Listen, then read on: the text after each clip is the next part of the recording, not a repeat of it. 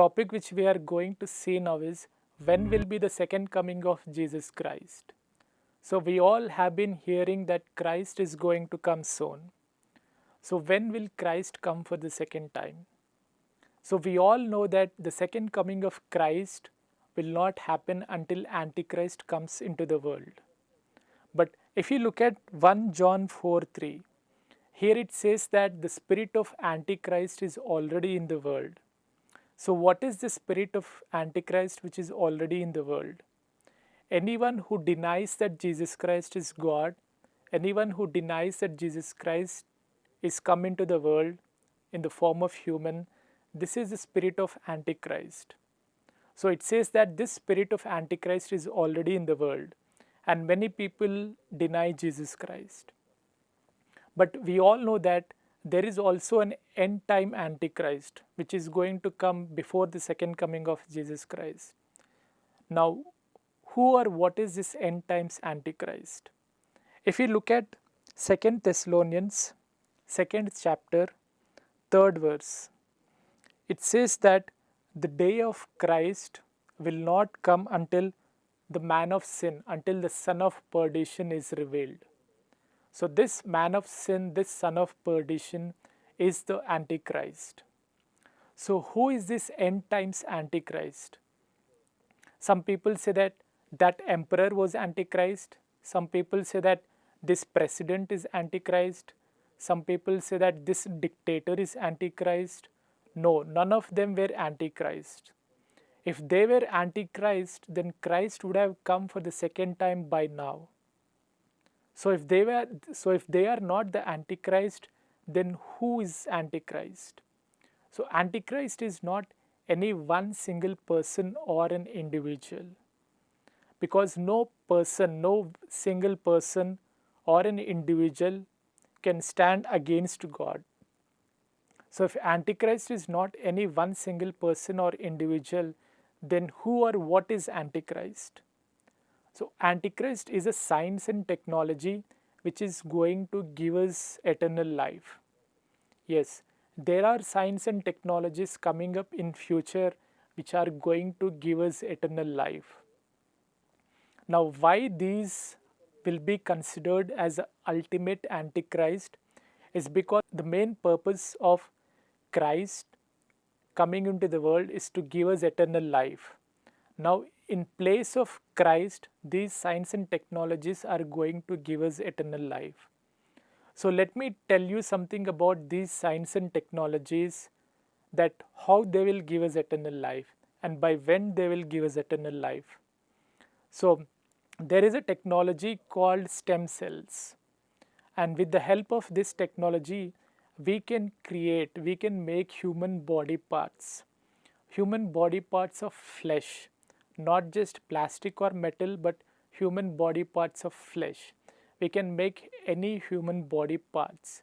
We can make lungs, we can make heart, we can make kidneys, we can make any human body part that we want.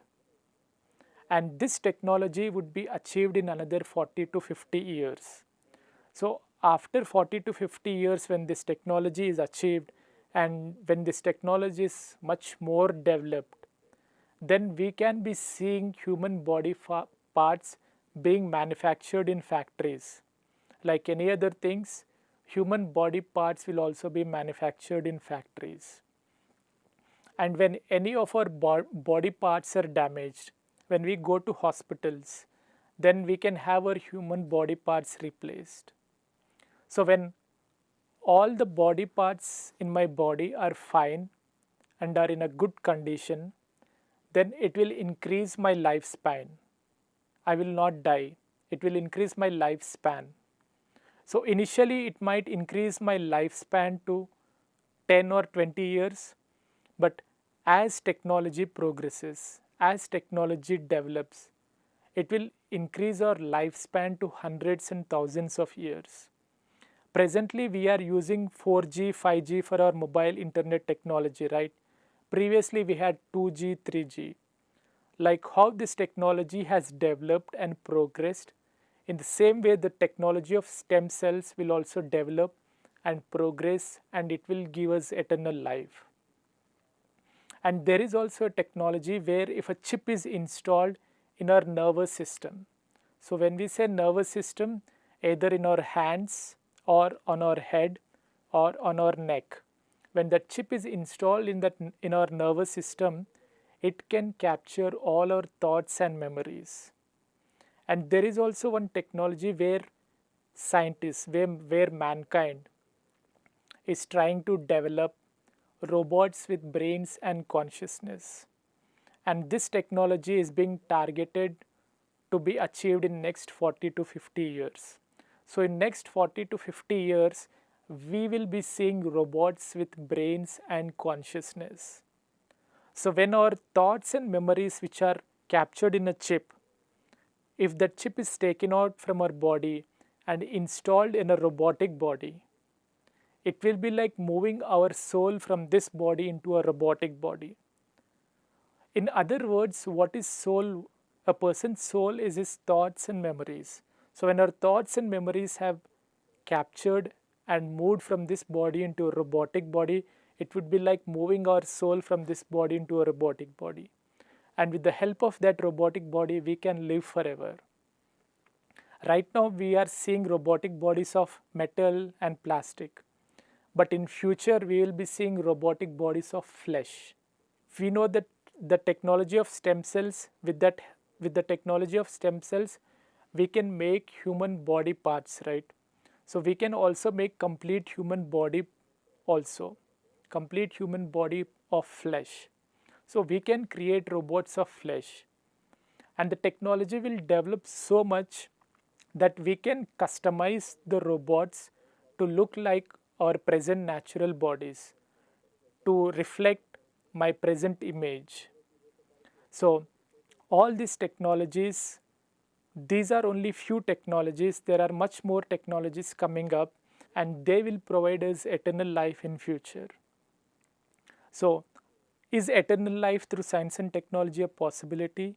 Yes. If you look at Revelation 13:15, it says that the beast has the power to give life. So eternal life through science and technology will be a possibility. So at this moment, this might sound like a big fiction for all of us, but this is going to be a reality in few centuries from now. This is going to be a reality in 300 to 500 years from now. Imagine we are going back to 15th century and 16th century and telling to the people at that point of time about our present technologies. If we tell to the people in 15th and 16th century about our present technologies of heart transplantations, kidney transplantations, robotic surgeries, we are traveling in air, we are having test tube babies. If we tell these things to the people in 15th and 16th century, do you think that they will believe us? They will laugh at us, right? So the same thing will be happening few centuries from now on, that we will have eternal life through science and technology. So when this technology is achieved, initially this technology will be limited only to few people, only to rich people. But as time progresses, the technology will become so common that it will reach to each and every individual person. Like our present mobile technology and like our present test tube baby centers, it will reach to each and every person. Test tube baby centers were limited only to labs and experiments. But now we can see test tube baby centers in every street. So similarly, this technology of eternal life will become very common. So mankind is taking steps towards achieving eternal life on its own. And we will be successful in achieving eternal life on our own. And presently, there are few companies which have started to enter into a contracts of eternal life. They enter into a contract with rich people, saying that after your death, we will preserve your body, and in future, with the help of future technology, we will resurrect you again and give you eternal life. Yes, there are some companies currently which are entering into such type of contracts with rich people. So in those days when we are having eternal life through science and technology, these references from Bible are going to be fulfilled. So I'm going to say few references from Bible how those are going to be fulfilled in those days. If you look at Revelation 17:2, it says that the kings of the earth and the inhabitants of the earth will commit fornication with her. So in the olden days they were kings, but in the modern days it's rich people. So as I said initially, this technology will be limited to rich people, right? But as the technology progresses and becomes common, it will reach to each and every person on earth. So this is what Revelation 17:2 is telling. The kings of the earth and the inhabitants of the earth means the rich people and everyone on earth will commit fornication with science and technology. Means we will leave God, we will put aside God, and we will choose to have eternal life through science and technology. And we will commit fornication with science and technology. This is what it means. And the other verse which is going to be fulfilled in those days is Revelation 14:12, where it says that the faith of saints will be tested in those days. The faith of saints in Jesus Christ will be tested in those days, which means that if you are a saint, if you are a believer, if you believe in God, if you believe in Jesus Christ, then your faith will be tested in those days. Means, will you choose to have eternal life through science and technology, or will you choose to have eternal life through Jesus Christ from God? Your faith will be tested in those days. And the other verse which is going to be fulfilled in those days is Daniel 7:25, where it says that he shall think to change the times and the laws.